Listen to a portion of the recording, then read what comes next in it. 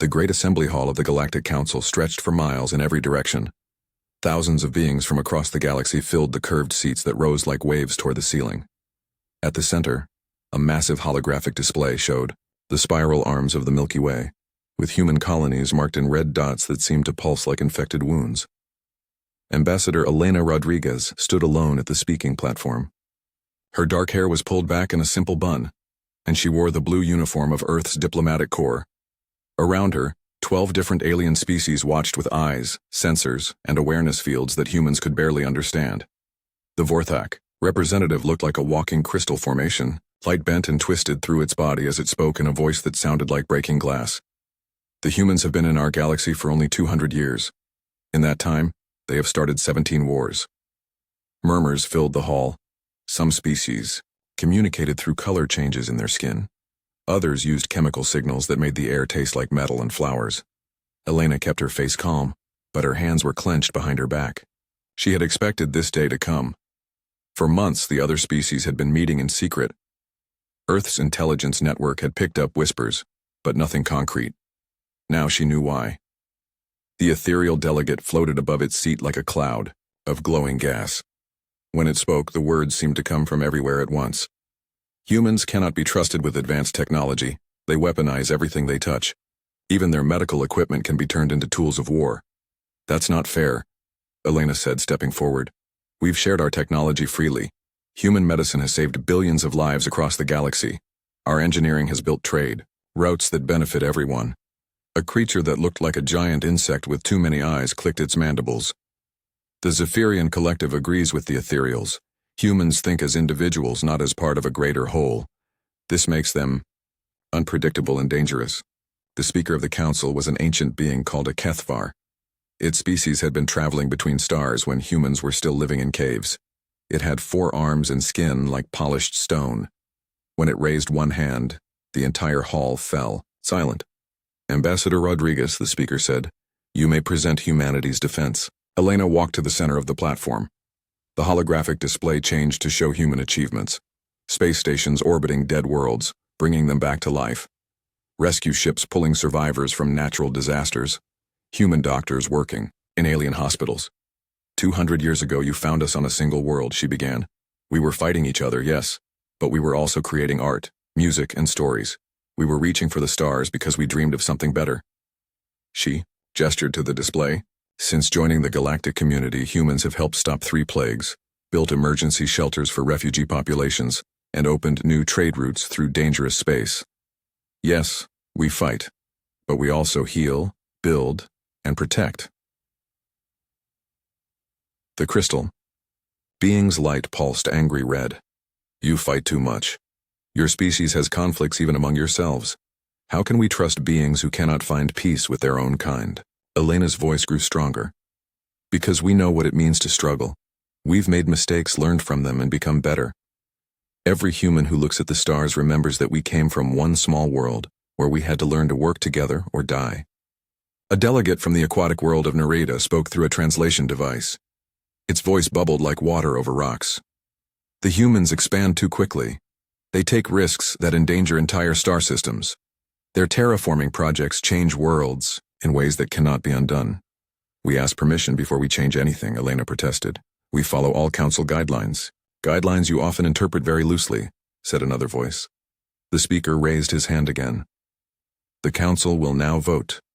The question before us is simple. Should humanity be expelled from council space and restricted to their original star system? Elena felt her heart sink. She had hoped for more debate, more time to present evidence. But the other species had clearly made up their minds before this meeting even began. All those in favor of expulsion? Lights appeared above 11 of the 12 species sections. Only the Altarians, a young species that humans had helped contact the council, voted against the motion. The motion passes, the speaker announced. Humanity is hereby expelled from all council territories. Human colonies outside the Sol system have 60 standard days to relocate. Any human vessels found in council space after that time will be destroyed. The hall erupted in sounds that might have been cheering if humans could have understood them. Elena stood perfectly still, letting the noise wash over her. The speaker continued. Quantum barriers will be established around the Sol system to prevent future human expansion. This is for the safety and peace of all galactic civilizations. Elena stepped forward once more. The noise died down as the translation systems picked up her voice. You're making a mistake, she said quietly, but her words carried to every corner of the vast hall. You think you're solving a problem by removing us, but you're really just showing that you're afraid. The crystal being flashed bright white. Afraid? Of what? Of change. Of new ideas. Of beings who don't think exactly like you do. Elena looked around the hall, meeting as many alien gazes as she could. Humans don't just disappear when things get difficult. We adapt. We find new ways forward. We survive. Humans will learn their place, said the ethereal delegate. In isolation, you will either learn wisdom or destroy yourselves. Either outcome serves the galaxy's peace. Elena nodded slowly. Maybe. Or maybe you'll discover that the galaxy is a more dangerous place than you think. And when that day comes, you might wish you had allies who know how to fight. She turned and walked toward the exit. Behind her, the delegates were already discussing how to implement the barriers and divide up the abandoned human colonies among themselves. As Elena reached the door, she stopped and looked back one more time. Remember this day, she called out. Remember that you chose fear over cooperation, because someday you're going to need us again. The massive doors closed behind her with a sound like thunder. 3 months later, the quantum barriers went up around human space. The energy walls were invisible but absolute, turning space itself into an impenetrable prison. Human ships approaching from outside were either turned back or destroyed by automated defense systems. On Earth, riots broke out in several major cities as people learned that friends and family on distant colonies were now trapped on the other side. The global economy collapsed as interstellar trade ended overnight. Stock markets fell so fast that trading was suspended.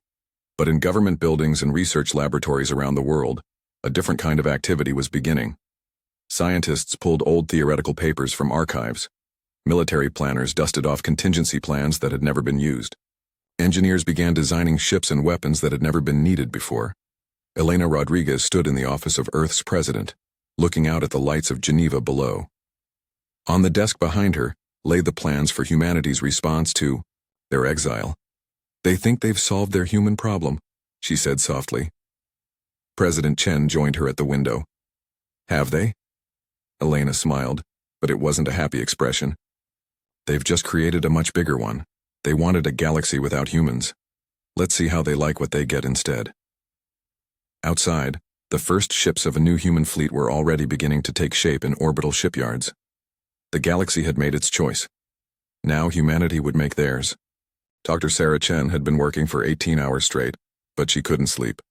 Not when she was this close to a breakthrough. The laboratory around her hummed with the sound of quantum computers processing millions of calculations every second. On the wall-sized screen in front of her, a three-dimensional map showed the barrier surrounding human space. The energy wall looked smooth from a distance, but Sarah had been studying it at the quantum level. What she found there changed everything. Computer, show me the quantum foam disturbance patterns again, she said. The display zoomed in until individual atoms looked like mountains. Here, at the smallest possible scale, space itself was constantly creating and destroying tiny particles. The Council's barrier worked by stabilizing this foam, creating a wall that nothing could pass through. But Sarah noticed something the Council had missed. The barrier created ripples in the quantum foam, like waves spreading out from a stone, dropped in a pond, and where those ripples overlapped, tiny gaps appeared for just a few nanoseconds. There, she whispered, pointing at a flickering spot on the display. That's our way out. The door to the lab slid open and Captain Marcus Torres walked in. He was a large man with gray hair and scars on his hands from his days as a military engineer. Now he commanded the construction of humanity's new fleet. Any progress, Doc? He asked. Sarah turned to face him, her eyes bright with exhaustion and excitement. Marcus, what if I told you we could slip under the barrier instead of trying to break through it? I'd ask if you'd been drinking that terrible coffee from the machine again. Sarah laughed despite her tiredness. Look at this. The barrier stabilizes. Normal space, but it creates chaos in the quantum foam underneath.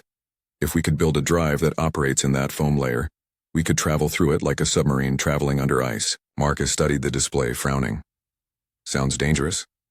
Everything we do now is dangerous. But this could work. We'd have to redesign our entire approach to faster-than-light travel. But it's possible.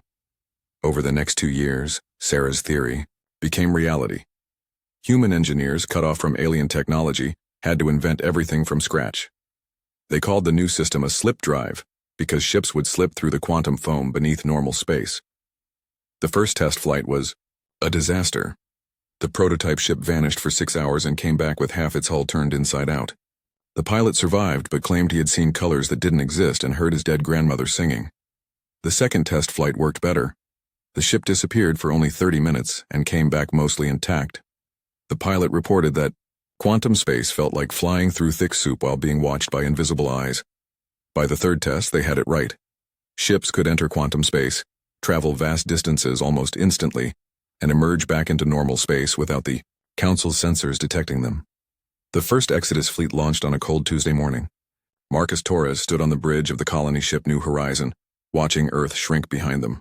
Around his ship, 50 other vessels followed in formation. They carried 2 million volunteers and enough supplies to start a new civilization. "Helm, take us into slip space," Marcus ordered.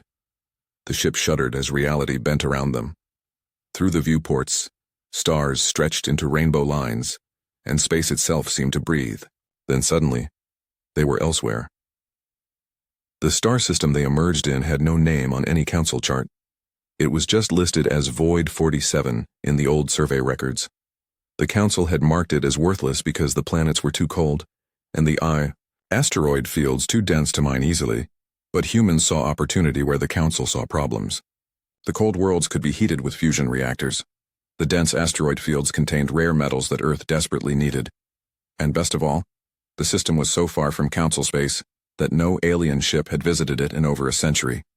"Welcome to New Hope," Marcus announced over the ship's communication system.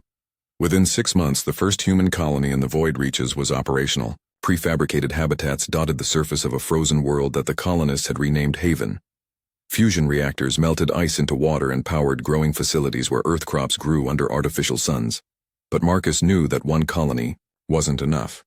Humanity needed to spread out, to build a network of worlds that could support each other. More importantly, they needed to find allies. The breakthrough came when the survey ship Pathfinder discovered something unexpected on the edge of the void reaches. The planet showed signs of civilization, but the aliens living there were still using chemical rockets and radio waves. They had never been contacted by the Council. First contact with the Kythera was nothing like the formal ceremonies humans remembered from their early days with the Council. The Kythera looked like tall, thin cats with 6 legs and silver fur. They communicated through complex patterns of light that their fur could produce. Dr. Lisa Santos, the Pathfinder xenobiologist, spent 3 months learning to speak with them. When she finally managed a simple conversation, the first thing the Kythera asked was whether the humans had come to rule them. "No," Lisa assured them through her translator device. "We came to ask if you'd like to be friends." The Kythera leader's fur shifted through colors that meant surprise and cautious hope. "Friends? The crystal beings from the sky said we were too primitive to be worth talking to. They said we should stay on our world and wait to be civilized." Lisa felt a familiar anger rise in her chest. The Council had found these people and dismissed them, just like they had tried to dismiss humanity. "Well, we're not the crystal beings. We think you're plenty civilized already. Would you like to learn about the stars?" Within a year, Kythera engineers were working alongside humans to build better ships and weapons. Their natural ability to see in multiple spectrums made them excellent navigators in slip space. In return, humans shared medical technology that cured several diseases that had plagued the Kythera for generations. More contact teams spread out across the void reaches and beyond. They found the nomads, a species that lived entirely in space, traveling between systems in giant ships. The Council had classified them as pirates and avoided their territory. But humans discovered that the nomads were actually traders and explorers who had been driven from their homeworld centuries ago.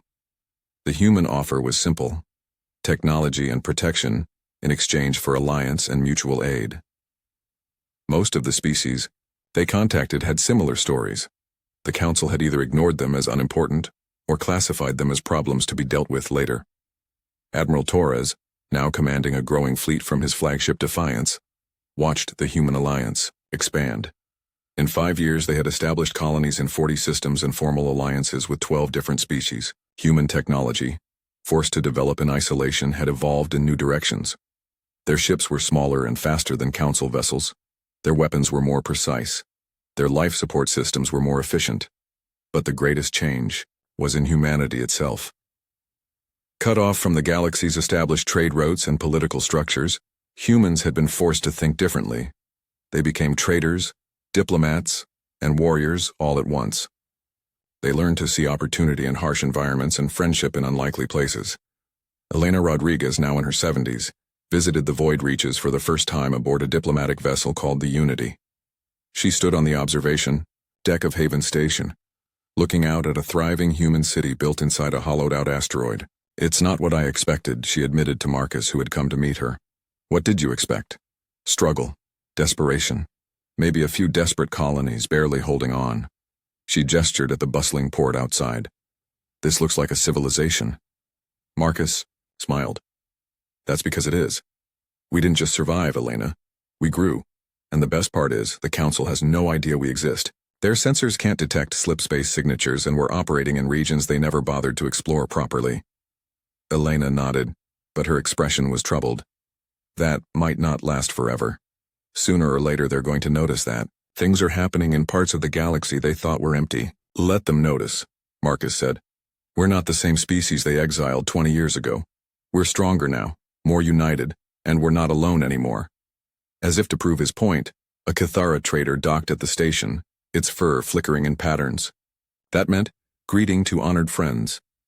Behind it, a nomad cargo hauler waited its turn, its hull decorated with symbols from a dozen different worlds. Elena watched the aliens working alongside humans, and felt something she hadn't experienced since the day of the Council vote. "Hope. You know they'll come for us eventually," she said quietly. "Maybe. But when they do, they're going to find that the humans they exiled don't exist anymore. We're something new now, something they didn't plan for." In the depths of space, human ships continued to slip through quantum foam, invisible to Council sensors. They carried supplies to new colonies, diplomats to potential allies, and explorers to unmapped worlds. The galaxy the Council thought they controlled was becoming something different, something human. And deep in the galactic core, ancient machines that had slept for millennia began to stir, drawn by the energy signatures of 1,000 growing civilizations. Admiral Marcus Torres stood on the bridge of his flagship, Defiance, watching the holographic display that showed the current state of human space. 25 years had passed since the exile, and the map looked nothing like what the Council expected. Red dots marked human colonies scattered across hundreds of systems. Blue lines showed established trade routes maintained by slip-space-capable ships. Green markers indicated allied species, and there were dozens of them now. What had started as a desperate exodus had become a shadow empire that stretched across the galaxy's outer rim. "Admiral, incoming message from the Cathara Home Fleet," reported Lieutenant Commander Sarah Kim, his communications officer. The holographic display changed to show Fleet Leader Veltar, whose silver fur was now marked with the blue stripes that indicated high military rank among his people. His fur patterns shifted through the colors that meant urgent concern. "Marcus Torres of the humans, we have disturbing news.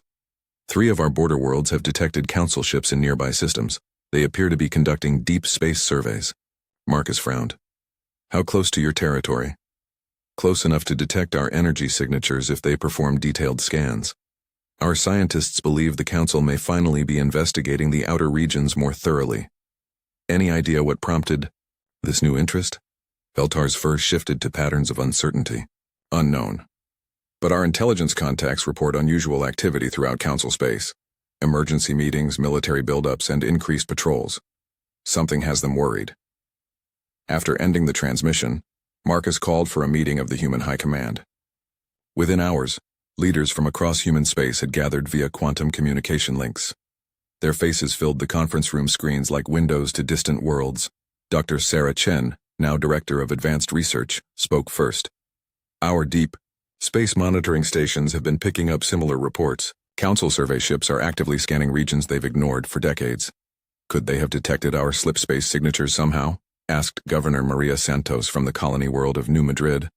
"Unlikely," Sarah replied. "Our latest stealth improvements make us effectively invisible to their sensors. This seems to be a general expansion of their survey activities." Admiral Torres leaned back in his chair. "Then something else is happening." something big enough to make them want a better understanding of the galaxy's outer regions. The answer came 2 weeks later from an unexpected source. Captain Elena Vasquez was commanding a routine patrol mission along the border between human space and unexplored regions when her sensor operator detected something unusual. "Captain, I'm reading massive energy signatures from the galactic core direction. Whatever it is, it's big and it's moving." Elena studied the readouts on her command display. The signatures were unlike anything in the human database. "Any matches with known technology?" "No, ma'am. But the energy patterns are consistent with some very old theoretical papers about self-replicating machines." Elena felt cold fear settle in her stomach. "Get me Admiral Torres, priority 1. When Marcus saw the data Elena's ship had collected, he immediately understood why the Council had started expanding their survey operations.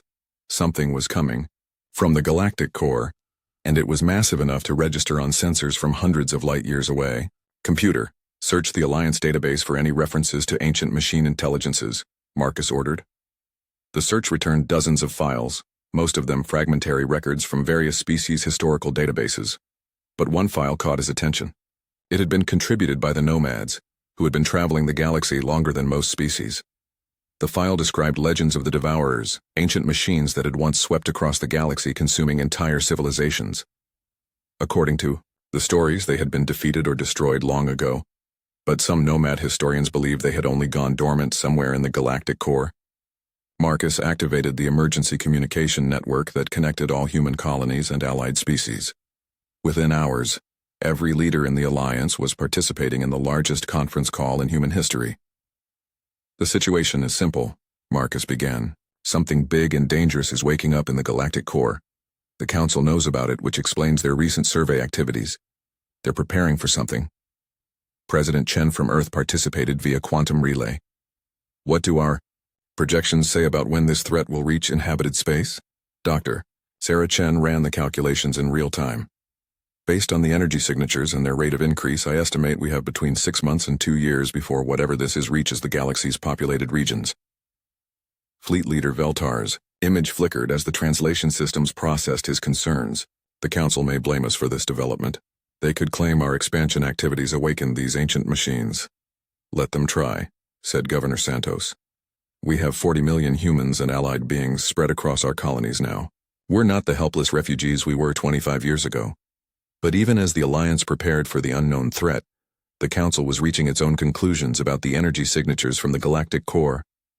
In the Great Assembly Hall, where humanity had once been exiled, emergency sessions continued around the clock. The Vorthak representative's crystalline body pulsed with urgent red light as it addressed the assembly. The ancient texts speak of the Devourers, machines that convert organic matter into more machines.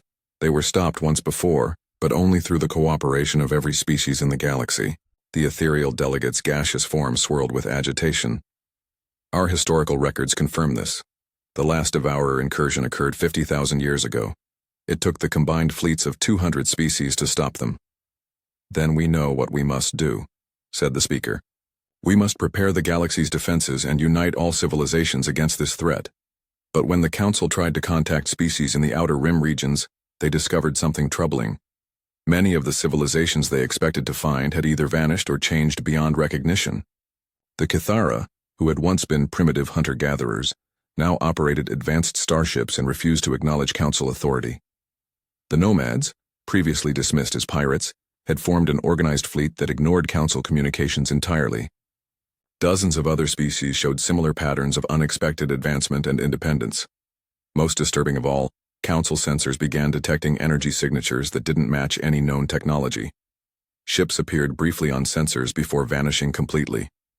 Entire star systems showed signs of industrial activity, where Council records indicated only empty space. The Zephyrian Collective's hive mind representative spoke with the voice of billions.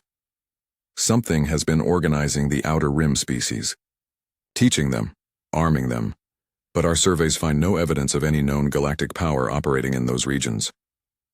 The patterns suggest careful coordination over many years," added the aquatic delegate from Narita. "This level of organization requires advanced leadership and significant resources. In the depths of space far beyond the Council's ability to detect, Admiral Torres received regular updates on their enemies' activities. Human intelligence networks, built up over decades of careful diplomacy, had infiltrated many levels of Council society. The information they provided painted a clear picture. "They're scared," reported Intelligence Director James Park during a secure briefing. For the first time in their history, the Council faces a threat they can't handle alone. They're starting to realize they need help, but they don't understand where to find it. Torres smiled grimly. "They'll figure it out eventually. The question is whether they'll be desperate enough to ask nicely." His answer came sooner than expected. A Council survey ship, attempting to map what they believed to be an empty system, stumbled across a human mining operation on a small asteroid. The miners, following standing orders, disabled the alien vessel and took its crew prisoner. For the first time in 25 years, Council representatives found themselves face to face with humans who weren't asking for permission or apologizing for their existence. The survey ship's captain, a proud member of the Altarian species that had once voted against human exile, stared in shock at the human mining facility. Massive fusion reactors powered industrial equipment that could crack asteroids like eggs. Ships unlike anything in Council databases moved with precision through the mining operations. "This is impossible," the captain whispered to his crew. "The humans were restricted to the Sol system. How are they operating here?" The human miners, who boarded their disabled ship, wore advanced environmental suits and carried weapons that made Council security forces look primitive, but it was their attitude that shocked the aliens most. These humans showed no fear, no deference to Council authority. "You're in human space," the mining supervisor informed them calmly. "State your business." "Human space?" the captain sputtered. "This system isn't even marked on Council charts. How can it be human space?" The supervisor smiled. "Lots of things aren't on Council charts. That's what happens when you don't bother to look properly." When news of the contact reached Admiral Torres, he made a decision that would change the galaxy's future. The first Devourer scout ships emerged from the galactic core like metal death, their hulls reflecting no light and emitting no heat except the cold radiation of efficient destruction. They moved through space with mechanical precision, sweeping star systems with sensor beams that cataloged every form of life, every energy signature, every resource worth consuming. In the great assembly hall of the Council, panic had replaced the dignified debate that had once characterized galactic governance. The holographic display at the center of the chamber showed a three-dimensional map of the galaxy, with expanding red zones marking systems that had gone silent after Devourer contact. The Vorthak representative's crystalline body flickered between colors so rapidly it hurt to look at. When it spoke, its voice cracked like breaking glass. 17 systems in the inner rim have gone dark in the past month. No distress signals, no evacuation attempts. They simply stopped transmitting. High Admiral Kethtal, of the Council Defense Forces, stood at the command podium, his four arms, gesturing at tactical displays. "Our reconnaissance probes confirm the worst-case scenario. The Devourers aren't just destroying these worlds. They're strip-mining them down to their cores and converting the matter into more ships." The gaseous form of the ethereal delegate pulsed with distress patterns. "How many ships do our estimates suggest they can produce?" "Conservative projections indicate they could have 10,000 vessels within 6 months. Kethtal replied grimly. "But that assumes they maintain current production rates. If they accelerate—" He didn't need to finish the sentence. Every being in the chamber understood the mathematics of exponential growth. The Speaker of the Council, now centuries older than when he had presided over humanity's exile, raised one trembling arm for silence. "What of our defenses? Can the combined fleet stop them?" Kethtal's stone-like features showed no emotion, but his voice carried the weight of bitter truth. "The Vorthak Home Defense Force engaged a single Devourer cruiser 3 days ago. 47 ships attacked it simultaneously with our most advanced weapons." "And?" prompted the speaker. "The Devourer ship suffered minor hull damage before destroying the entire fleet. Then it landed on Vorth Prime and began converting the planetary surface into raw materials." Horrified gasps echoed through the chamber in a dozen different languages and communication methods. Vorth Prime had been the jewel of Vorthak civilization, a crystal world of impossible beauty that had taken millennia to grow. "How long does the projection say we have?" asked the aquatic delegate from Nareda. "At current expansion rates, the Devourers will reach Council core worlds within 18 months, possibly sooner, if they continue to accelerate production." The chamber fell silent except for the quiet hum of translation devices and life support systems. Finally, the speaker spoke again. "Then we must do what our predecessors did 50,000 years ago. We must unite every species in the galaxy against this threat." He paused, his ancient eyes scanning the assembled delegates. "Including those we have previously excluded from our alliance. The crystalline Vorthak delegate's light shifted to patterns of confusion and alarm. You cannot mean the humans. They are restricted to the Sol system. Are they? The speaker activated the chamber's main display, showing the data chip that had been delivered by the captured council survey ship. Intelligence reports suggest otherwise. The display showed detailed maps of human territory extending across hundreds of star systems, technical specifications for technologies the council had never seen, and alliance agreements with dozens of species that the council had either ignored or classified as primitive. "This is impossible," whispered the Zephyrian representative through its hive mind connection. "Our surveys of the outer rim showed only uninhabitable worlds and primitive civilizations. Our surveys were apparently incomplete," the speaker said dryly. "It seems that humanity has not only survived their exile, but has built a significant interstellar presence using technologies we don't understand." High Admiral Keth Tal studied the technical specifications with growing amazement. These slip-space drives could explain how they've remained undetected. If they can travel through quantum foam layers, our sensors would never register their movements. "The question," said the ethereal delegate, "is whether they would be willing to help us fight the Devourers." "Help us?" The Vorthak representative's crystalline form flashed angry red. "We expelled them from civilized space. Why would they risk themselves to save us?" The speaker's expression was grim. "Because the Devourers don't distinguish between council species and human species. They consume all organic life equally." The debate that followed lasted for hours, but the conclusion was inevitable. With their military forces proving inadequate against the Devourer threat, the council had no choice but to seek help from the alliance they had forced into exile. The question was how to make contact. Direct communication with human space was impossible due to the quantum barriers that still surrounded the Sol system.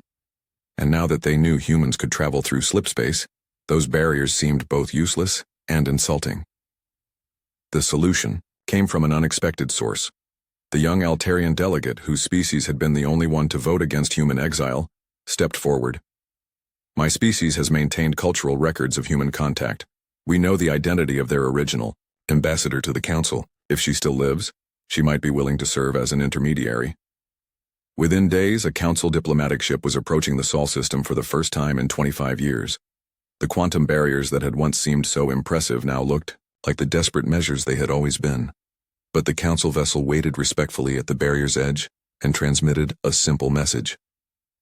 "This is Ambassador Geltar of the Altarian Diplomatic Corps, requesting permission to enter Sol space for urgent discussions with Ambassador Elena Rodriguez regarding a galaxy-wide crisis." The response came 12 hours later, broadcast on channels the council had forgotten existed.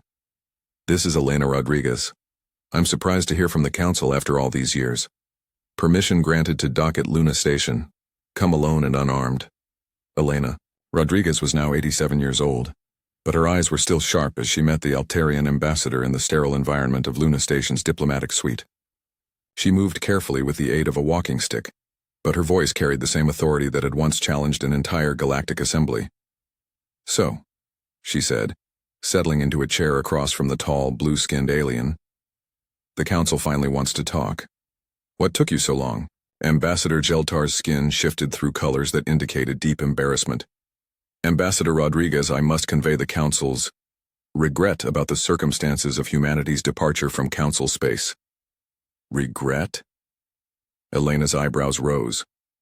"That's an interesting word. Not apology, regret. The council acknowledges that mistakes may have been made."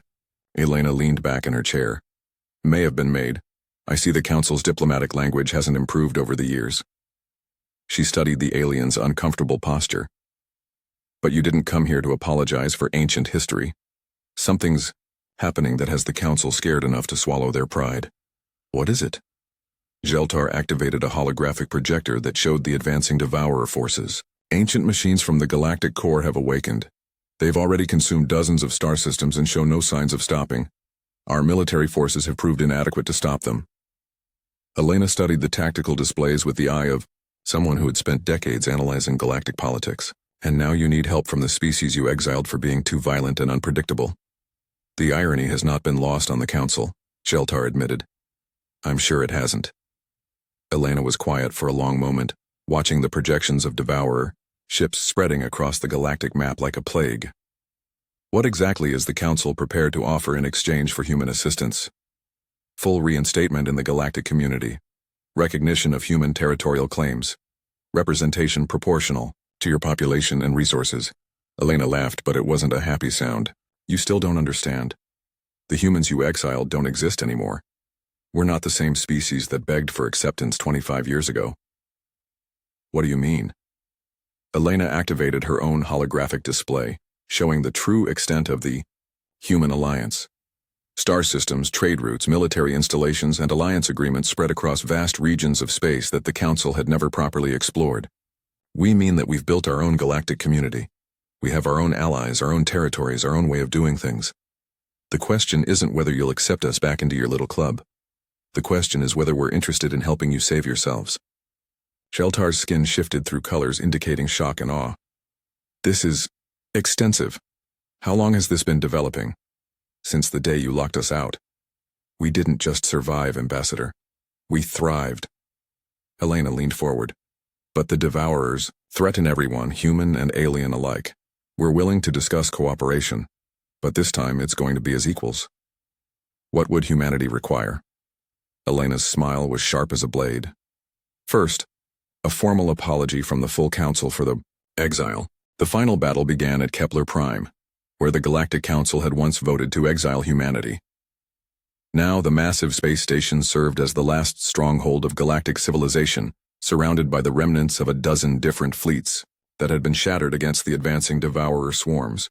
Admiral Marcus Torres stood on the bridge of his flagship Defiance, watching the tactical display that showed the hopeless situation facing the Allied forces. 3 massive Devourer motherships, each the size of a small moon, approached the system with escort fleets that numbered in the thousands. The Council's remaining ships barely numbered in the hundreds. Status report, Torres commanded. Commander Sarah Kim looked up from her station. Council forces are down to their last ammunition reserves. The Vorthak crystal ships are operating at 15% power. The ethereal cloud vessels have lost cohesion and can barely maintain formation. Through the communication system, desperate voices from a dozen species reported their failing systems and dwindling resources.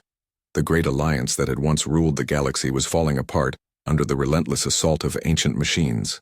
Sir, called Lieutenant Park from the sensor station. The lead Devourer mothership is beginning its final approach. Estimated time to weapons range, 47 minutes. Torres nodded grimly. According to the plan, this was when the human alliance would make its entrance. But first, he needed to see just how desperate the Council had become. On the main screen, High Admiral Kethtal of the Council Defense Forces appeared, his stone-like features cracked with exhaustion. Admiral Torres, our defensive lines are collapsing. We need your forces to engage immediately. Not yet, Torres replied calmly. My fleet will engage when I determine the optimal moment. Optimal moment. Kethtal's forearms gestured frantically. They're about to destroy what remains of galactic civilization, and that's exactly when we need to strike. Trust me, Admiral. Humans have been fighting hopeless battles for thousands of years. We know what we're doing. As the Devourer ships closed to firing range, their weapons began to charge with the cold efficiency that had already destroyed dozens of worlds. The massive energy cannons that could crack planets like eggs swiveled toward the Council's last defenses. That was when Torres gave the order he had been waiting 25 years to deliver. All ships, initiate quantum breach. It's time to show the galaxy what we've learned in exile. Space around Kepler Prime suddenly tore open in hundreds of locations as the human alliance fleet emerged from slipspace. But these weren't the desperate refugee ships that had fled Earth decades ago. These were vessels born from human ingenuity and forged by alliance cooperation. The Terra defense ship Retribution led the charge, its hull plated with Cathera quantum crystals that bent light around the vessel like a living shadow. Behind it came the fast attack ships built with Nomad engineering, their hulls covered in adaptive armor that shifted properties in real time. My God, whispered someone on the Council command frequency. How many ships do they have? The answer was 200 vessels of completely new design, armed with weapons that the galaxy had never seen. Dark matter cannons that fired compressed gravity wells, quantum disruptors that unraveled the atomic bonds holding matter together, neural networks that could predict enemy movements before the machines themselves calculated them. But the most shocking thing about the human fleet wasn't their technology, it was their tactics. While Council forces had fought the Devourers like a traditional space battle, Trying to match firepower with firepower, the humans did something completely different. They scattered into small groups that moved through space, like hunting packs, each ship covering the others while targeting specific weak points on the massive enemy vessels. This is Captain Maria Santos aboard the Gorilla, targeting the primary mothership's sensor array. This is Commander Chen on the Defiant, moving to support Santos. Cover our approach. Ghost Squadron, initiate stealth protocol and attack their flanking ships. The human ships moved like dancers, weaving between enemy fire with impossible precision. When Devourer weapons locked onto them, they simply vanished back into slipspace before reappearing elsewhere to continue their attacks. Admiral Torres watched the battle unfold with the satisfaction of a plan 25 years in the making. Target the central mothership's power core. All ships concentrate fire on my mark. The concentrated firepower of 50 human vessels struck the Devourer mothership simultaneously, but instead of trying to destroy it outright, they did something the machines hadn't expected. They disabled it. Boarding teams, you're cleared for approach, Torres commanded. Sir? Commander Kim looked confused. We're boarding a Devourer ship? We're not just going to destroy these things. We're going to take them apart and see how they work. Sometimes the best way to fight an enemy is to understand them completely. What happened next would be talked about in military academies for centuries. Human Marines wearing powered armor designed for zero-gravity combat cut their way into the Devourer mothership and began systematically capturing its critical systems. They weren't trying to control the ship like a human vessel. Instead, they plugged human-built AI interfaces directly into the machine intelligence at its core. Dr. Lisa Chen, now in her 50s and serving as the fleet's chief technology officer, coordinated the boarding operation from her command ship. We're getting access to their central processing matrix. Beginning integration protocols now. The Devourer mothership shuddered as human technology interfaced with machine intelligence that was older than most civilizations. For a few terrifying moments, nothing happened. Then slowly, the massive vessel's weapons powered down. Integration successful, Dr. Chen reported, her voice filled with amazement. We're not just controlling it, we're reprogramming its core directives. Can you turn it against the other Devourers? Torres asked. Better than that. I can make it rebuild what it destroyed. The battle's turning point came when the captured mothership suddenly turned its weapons on its former allies. But instead of the destructive energy cannons it had used to consume worlds, it began firing reconstruction beams that could rebuild matter from its component atoms. The other Devourer ships, programmed to follow the commands of their mothership, suddenly found their core programming in conflict. Some continued attacking, others began rebuilding damaged council vessels, and a few simply stopped moving entirely as their machine minds tried to process contradictory orders. All human ships press the advantage, Torres commanded. Board and capture as many as possible while their network is confused. Within 6 hours, the tide of the battle had completely reversed. Half the Devourer fleet was under human control. The other half was fleeing back toward the galactic core, and the machines that had terrorized the galaxy were being used to repair the damage they had caused. Admiral Torres stood in the reconstructed assembly hall of Kepler Prime, addressing a gathering that would have been impossible just days before.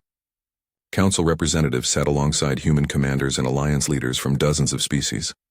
Elena Rodriguez, now 90 years old but still sharp as a laser, had lived to see this moment. She sat in the front row, watching as her species finally received the recognition they had earned through blood and determination. The Devourer threat has been contained, Torres announced. Their remaining ships are retreating to the galactic core, but our captured vessels are following them. Within a year, we expect to have the entire network under Allied control. The Speaker of the Council, older now but still holding his position, stood slowly. Admiral Torres, the Council wishes to formally express our gratitude to humanity and the Alliance. Your actions have saved galactic civilization. With respect, Speaker, Torres replied, we didn't save your civilization. We saved our civilization. All of us together. The new Galactic Charter was signed 3 months later in the same hall where humanity had once been exiled. But this time, the document established something completely different. A true alliance, of equals, with humanity holding a founding position alongside the original Council species. Dr. Elena Rodriguez's granddaughter, Ambassador Lisa Chen Rodriguez, delivered the speech that would be remembered as the moment the galaxy truly changed. 25. Years ago you wanted a galaxy without humans. You thought you were removing a problem, but you were really just showing your fear of change, of different perspectives of beings who didn't think like you. She looked around the hall at the diverse gathering of species. Today we're establishing something better. Not a galaxy without humans, and not a galaxy controlled by humans, but a galaxy where every voice matters and every species contributes their unique strengths. She paused, her eyes finding the memorial plaque that honored Elena Rodriguez, who had passed away just weeks before the signing. My grandmother told the council that humans adapt and survive. She was right, but she didn't tell you everything. We don't just survive. We remember our friends, we learn from our enemies, and we never give up on the idea that different species working together are stronger than any species standing alone. The applause that followed came from dozens of species, using dozens of different methods, but the meaning was universal.